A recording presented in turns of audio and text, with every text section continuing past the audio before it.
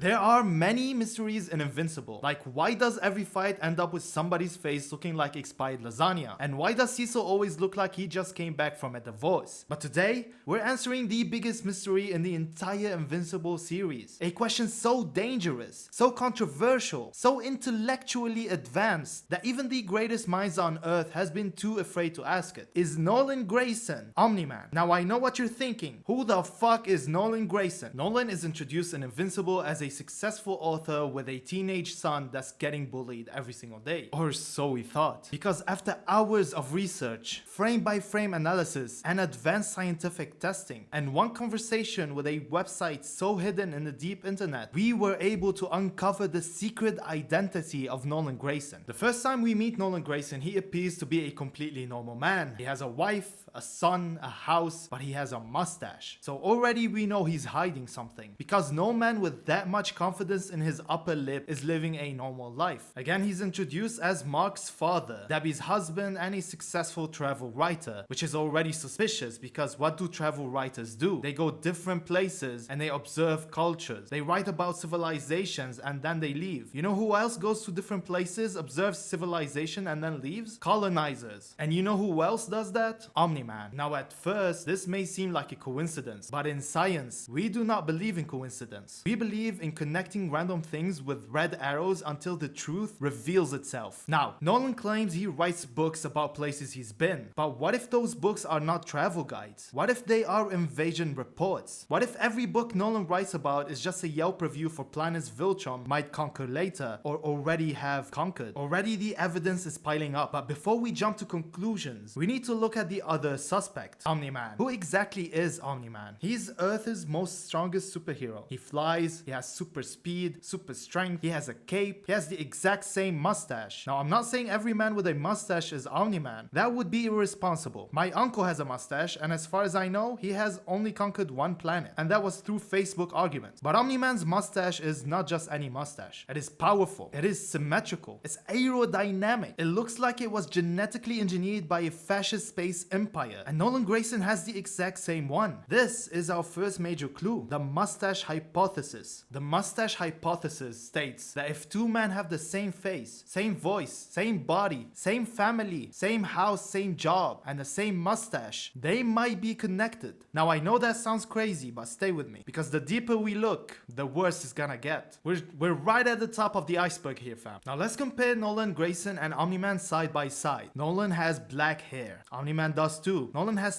thick eyebrows. Omni-Man has thick eyebrows. And Nolan has a mustache. Guess who has a mustache? That's right, Omni-Man. Nolan likes to pay his taxes angrily. Omni-Man looks like he destroys planets angrily. The similarities are impossible to ignore. So I enhanced the footage using advanced editing software, also known as zooming in. And then when I zoomed in on Nolan's face, I noticed something disturbing. His mustache is located directly under his nose. Then I zoomed in on Omni-Man's face, and funnily enough, his mustache is also located directly under his nose. Coincidence? I think not. Statistically, this is almost impossible. There's just so many places a mustache could be. Above the nose, on the forehead, under the chin, on somebody else's face. But both Nolan and Omni-Man chose the exact same location, under the nose. This cannot be a coincidence. This is either evidence that they are the same person, or evidence that the entire Grayson family is trapped in a mustache-based simulation. And at this point, both theories are equally likely. So how do we know which one is true? Well, we can start by taking a look at some counter arguments. Some people might say Nolan Grayson and Omni-Man dress differently. And yes, that is true. Nolan Grayson usually wears normal human clothes, dad outfits, the kind of clothes you wear when you're pretending you didn't just punch a mountain in health. Omni-Man, on the other hand, wears a red and white superhero suit with a cape. Now that is an important detail, because in most superhero stories, changing clothes is enough to become a completely different person. Clark Kent puts on glasses and suddenly nobody knows he's Superman. Peter Parker puts on a mask and suddenly nobody knows he's Spider-Man. Nolan Grayson puts on some spandex and a cape and suddenly nobody knows he's the guy who lives down the street and looks exactly like Omni-Man. So according to superhero law, Nolan and Omni-Man cannot be the same person. Well, because one of them wears normal clothes and the other one wears a suit. suit. That's just basic superhero science. But here is where it gets weird. Have you ever seen Nolan Grayson and Omni-Man changing clothes at the same time? No, exactly. Suspicious. We never see Nolan take off his shirt and put on the Omni-Man suit and say, "It's Omni time," which means the show is clearly hiding something, because Nolan maybe is Omni-Man, or maybe because the suit is alive. Which brings us to our first real hypothesis, the suit possession theory. Now this is getting extremely scientific, and if you can't handle this kind of thing, I would suggest you just click off this video. But if you do enjoy these things, maybe punch that subscribe button. Anyway, the suit possession theory states that Nolan Grayson is a completely normal human man, a loving husband, a caring father, a humble travel writer. But whenever he puts on the Omni-Man suit, the suit takes control of his body and forces him to commit light genocide. Now, I know what you're thinking. Light genocide? Well, yes, because in superhero terms, if the building is still standing, it was a warning shot. And this theory explains everything. Why is Nolan nice at home? Because he's not wearing the suit. Why is Omni-Man violent in public? Because of the suit. Why does Nolan seem conflicted? Because deep down he knows his laundry is evil. This also explains why the suit is so tight. It is not clothing, it's a parasite, a Viltrumite venom symbiote with better branding. And if you think that sounds ridiculous, remember this. This is a show where a man named Battle Beast exists, and everybody just accepts that like it's a normal government name. So the suit possession theory still remains possible, but it has one major flaw. If the suit is controlling Nolan, then why does Nolan still act suspicious when he's not wearing it? Why does he disappear wherever Omni-Man appears? And why does he know so much about Omni-Man? And most importantly, why does Debbie not immediately say, "Hey, my husband and this superhero have the exact same face"? Unless Debbie knows. Now this is getting extremely dark. Debbie Grayson may be the most important witness in this entire investigation. She is married to Nolan Grayson. She knows his face, she knows his voice, and most importantly, she knows his mustache. And yet, when Omni-Man is flying around Earth, saving people, punching aliens, and committing professional workplace violence, Debbie does not seem confused. This raises several questions. Question 1. Does Debbie know Nolan is Omni-Man? Question 2. If she does, why is she acting normal? Question 3. If she doesn't know, how? This is getting intense. Omni-Man does not wear a mask, mind you. He does not change his voice. He doesn't even shave. This man's entire disguise is confidence. He just walks outside with the same face and expects Earth to mind its business. And somehow, it's working. This means one of two things. Either Nolan Grayson is Omni-Man, or Debbie is cheating on Nolan with a man who looks exactly like Nolan, sounds exactly like Nolan, and has the same body as Nolan, the same mustache, and also calls her son,